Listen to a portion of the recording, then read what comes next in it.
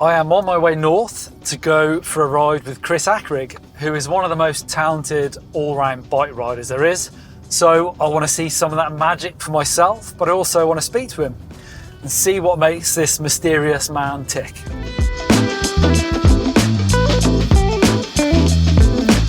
So it's going to be a trail ride then, Chris? Or your version of trail riding? Do you want your version or my version? I want my version, but I'm not sure I'm going to get it. You'll get something.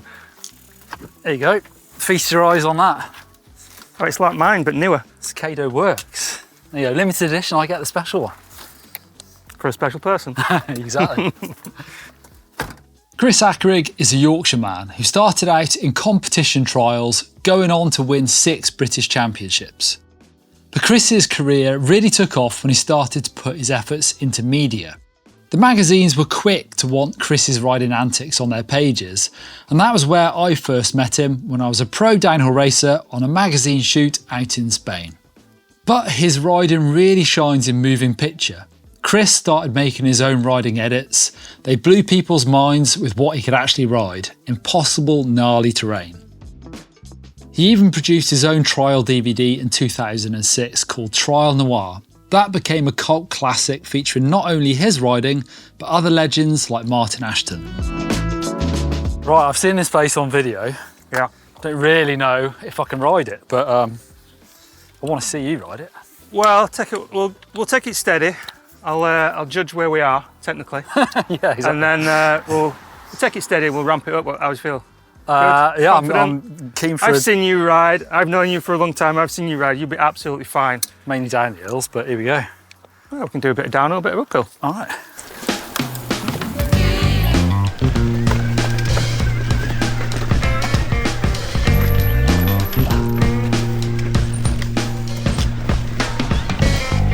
Nice.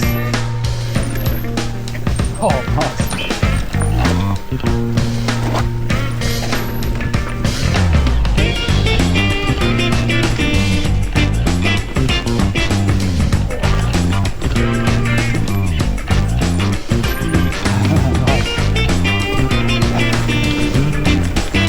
It's mega fun following, but I followed you over one of those rocks, but I could easily make the mistake of following you over one and it being above my pay grade.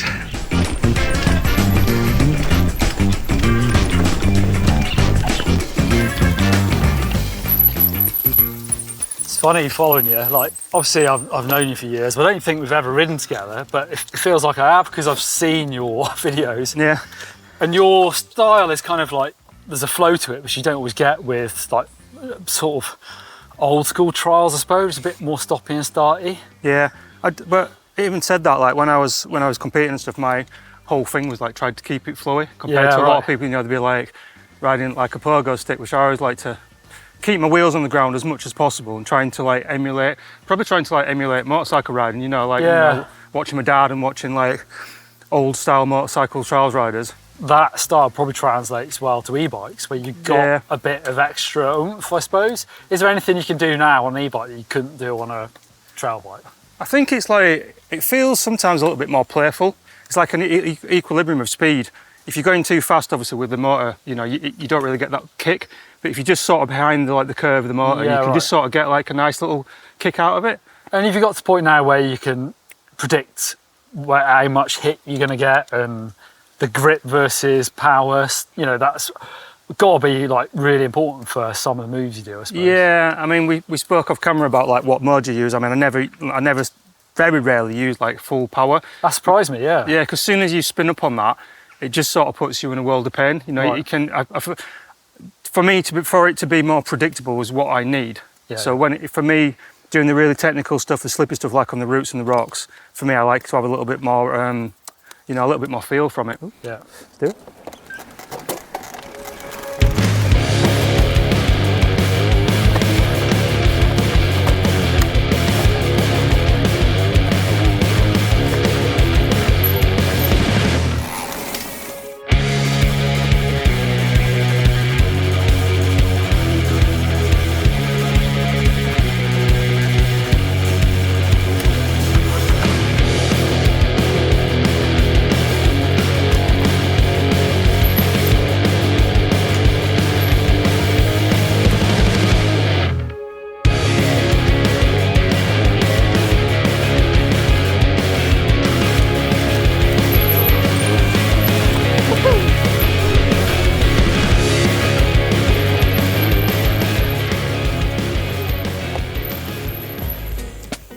So one thing that has become apparent to me, my obsession as a kid of riding down hills as fast as I can. Literally the last couple of years on e-bikes, I've realised I'm no good at slow speed stuff and climbing. So I've got the master, and Chris has taken us over to what is apparently quite a slippy off-camber climb. And I'm gonna try and get him to get me up it, but we'll see how it goes. Right, my default with anything tricky has always been throw just loads of speed at it.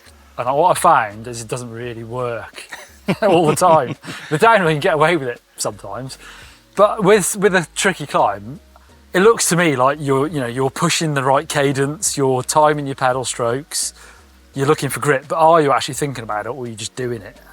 I think an element of it for me now is just muscle memory. Yeah. But obviously, like, you have to read the terrain before you hit it, especially on an e-bike more so, because, I don't know whether you're running overrun or not, but that can, if you're going over a route, say, which is like on a 45-degree slope, which this is pretty close to. Yeah. If you've got an overrun and you stop pedaling and that's still going, basically what you're going to do, you're going to land on your ass. Are you going to expect it to slide and just let it do it, or are you going to try to not to? I think, yes, you do, what it's going to happen, because like if you go over a route, it's going to slide. Probably, so you sort of preempt it, you've got to unweight it and unpower it. That's the two probably I would take away. So you do throw power at it. You need to be going fast enough to get over the obstacle, but when you're going over the obstacle, i.e. a route, you don't want to be putting much power through it. You want to just rolling over, even though it's tempting to just go, because you can see the top and you want to get there, but you're not going to get there if you're pedaling over a slippy route. Right, I reckon I'm going to try and follow you and just do what you do. This works for everybody.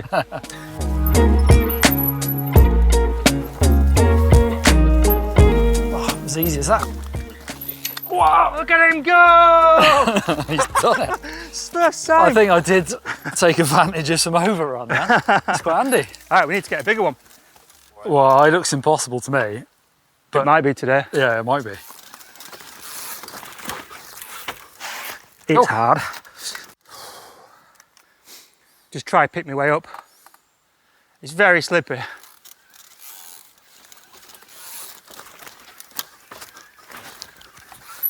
Nice. Nice.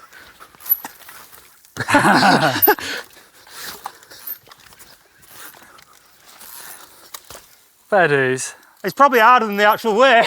That's, well, I guess you're improvising on the fly then a bit, but that looks impossible. Is that a 5 if you're leaning against a tree? I didn't lean in against any tree. Oh, didn't you? I used to pull Martin Ashton's leg as well for trials being sort of niche, like hardcore, but kind of a niche thing to do. But I guess if you're good at trials, I always thought it's you can do anything on 2 wheels then, as you've proven, I suppose, but you've got a long history in competitive trials. Yeah, like I did, well, pretty much like 10 years of competitive trials in amongst other things. But yeah, that was at varying levels of success. But obviously, like, it's almost like having the cheat code to, that base level, that core level of riding. You can go on to pretty much everything. That I raced a little bit of downhill, I rode a lot of BMX. Yeah, enduro, Fixes also, yeah, a little bit of enduro. But it's just I always say to people, if they want to get better on the bike, like, just practice sort of the fundamentals, the basic skills, and then everything else will come. And after that, I guess you're more well known for your media work, but particularly video stuff. That the internet video world took off, and even before that, DVDs, I suppose. But that's where you really made a name for yourself in different styles, not just trials, but a bit of adding trail riding to it as well. I mean, we first met doing a magazine shoot, like back in when everything used to be black and white. Early 2000s, or early 2000s. Film, before digital cameras, that was. I mean, you imagine that doing that now, you wouldn't be able to move for it. Imagine putting all that crew together and getting a video camera and capturing all what we were doing. Yeah, it's crazy, isn't it? You probably wouldn't be, you wouldn't be allowed to put it out. But we're at a spot now that I recognise. Yeah, Earthed. It's no place to be riding a bike. Yeah, this has changed though, This was one of the lines that I did for Alex Rankin for Earthed. The tree down there was actually sort of came out there, I think I remember, and basically went to back wheel on this bit and then back wheel on that and across. But as you can see, there's a little bit of consequence there. Yeah, for that, isn't there? Chris, so like obviously you make it look easy. That's your skill. But following you, I know, well, everyone knows it's not easy what you do, but I also remember video parts of you trying like moves, like things, doing it over and over and over. Yeah. And you're losing your rag and throwing your bike and stuff like that. Do you feel like you ride now to try and achieve something, or is it more about like just the escaping, riding, doing something fun? I think a bit of both. Like the frustration can just grow when you're trying something over and over again, because you just really wanting to like nail it just as you want it, and if you don't, it's like if you don't get it how you want it, it's like it's going to get frustration. But like I think that like sometimes if I don't get to that level of frustration, maybe it's too easy, or I'm not trying hard enough, or it doesn't mean enough for me, and that still happens. I mean, the anger situation's probably like mellowed a bit over the years. There will be some maybe choice words or something. I'll get frustrated, and I'll get frustrated if I'm doing something. But yeah, that's me self-policing myself and wanting to put something out that I'm happy with. I've always thought, aside from doing like the videos or whatever, like you hear people where they go surfing and they're like, oh, see, you forget everything, and you just think about like I'm not sure I get that. I want to do something, whether it's ride fast or nail that turn or whatever. Yeah, I feel like maybe because I probably ride more now, if you know what I mean. Like maybe not like normal people really, but like my rides are a ride more now than they ever used to be, whereas go right back to like trial stuff, you're just riding in a really, it can be like this area where we're sat, or now it's a bigger area, but like a longer trials line, if you would, linking it all together. And I guess it's really nice when you can just freestyle obstacles that you've never ridden before and just be like making it up as you go along, just like just freestyle, red pointing. You are of a certain vintage, as I am. And I think of like some of the things I've done and things you've done, particularly your things, where I think it's really gnarly. And I look at stuff like Ditlevsen. There's a couple of things that strike me, like that video of him falling off that cliff. Yeah. And I think of the video of you falling off that cliff, which is both of those things are a hard watch, I've got to say. Back in 2011, Chris had been pushing his riding on like ever, but also experimenting with other types of bikes, trail bikes, dirt jump bikes, and even fixies. But he got back on the trials bike for a new video showing his mix of trials flow and jumps. During filming, he found a new line, a gap jump on top of a cliff. After 2 attempts, Chris finally worked out the speed and the technique he needed, but it didn't work out like that.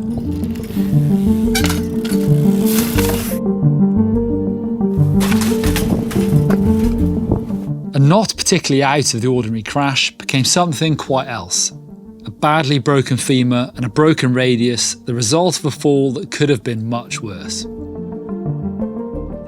I don't like watching it. No, I don't blame you. I'm not sure anyone does. But do you think now your attitude towards risk is different to that, looking back at what you used to do?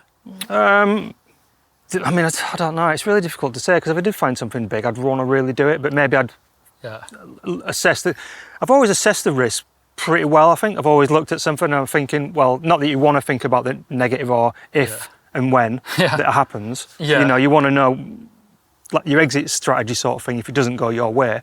I mean, I always look at like the risk, and I never feel like I've done anything risky really. It's just like I've always been know that I'm going to nail it sort of thing. Yeah, I mean, that's the attitude as well, I suppose. But you don't ever wake up in cold sweats thinking about that particular incident? Oh no, what, the cliff jump? Yeah.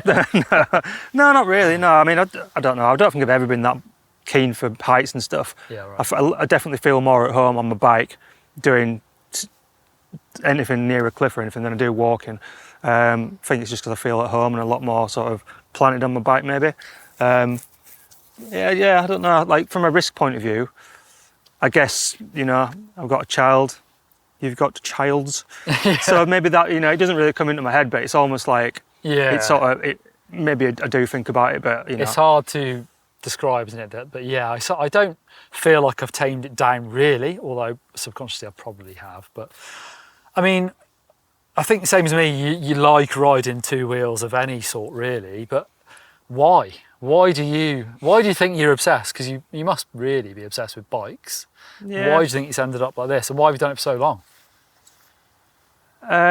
There's obviously something in there. I honestly couldn't really give you the answer. I guess it's just like, it's like what you were saying about the surfing thing. I guess it's just that feeling you get, whether it's flying down something fast, doing a climb and getting it, getting a really nice like line and nailing it how you want it, or, spending 2 days trying to get up a big step or something like that. I guess there's like, you know, there's something inbuilt there that it just, you know, it gives you a little buzz and makes you just feel happy, I guess.